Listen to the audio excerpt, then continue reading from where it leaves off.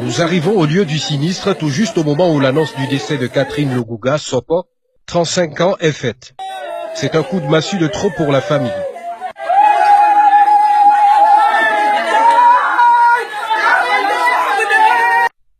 Elle était entre la vie et la mort depuis mardi dernier, après le feu qui s'est déclaré dans la mini-cité au quartier Washington, à Bonabéry, dans l'arrondissement de Douala 4e.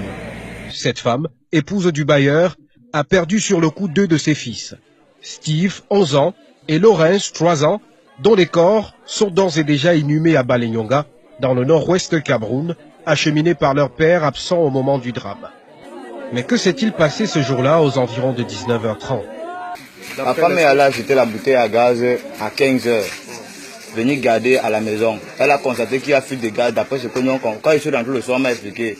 Elle est rentrée voir le vendeur. Le vendeur a dit qu'elle ramène la bouteille à gaz. Elle fait comprendre que non. Elle attend l'arrivée de son mari. 14h, 15h, 16h, 17h, 18h, 19h.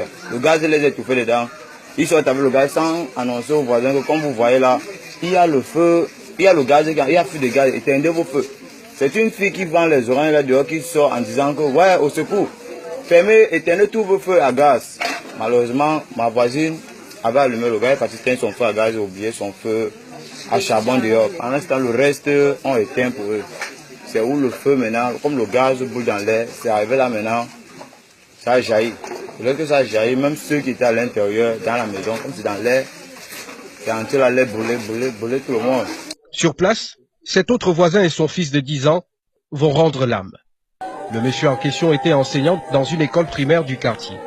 Je devais enseigner mon fils, c'est celui qui m'a annoncé ça mardi. Il m'avait transporté sur sa moto pour me laisser au 4 étages. Il m'expliquait comment je devais enseigner mon fils et qu'il était très fier de l'avoir dans sa classe. L'autre décédé s'appelait Ryan, âgé de 11 ans. Leur maison est vide car les parents sont allés l'inhumer à Tchang dans l'ouest Cameroun selon les voisins. Il était au niveau du portail, mais a été atteint. Edwige dit avoir tout vu. Ryan, son incident, quand je suis sortie dans mon atelier, c'est le premier victime que j'ai retrouvé devant moi, étant brûlé, qui criait la mère de Genadas. Donc le feu m'a brûlé, mais je ne me retrouvais même pas parce que j'ai vu aussi le petit-fils de la dame qui est décédée crier maman, maman, maman, et je voyais seulement le feu qui lui a brûlé tous les bras.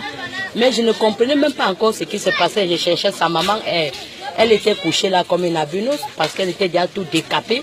Les autres blessés, une dizaine, suivent les soins pour certains à l'hôpital général de Douala et d'autres dans les centres de santé.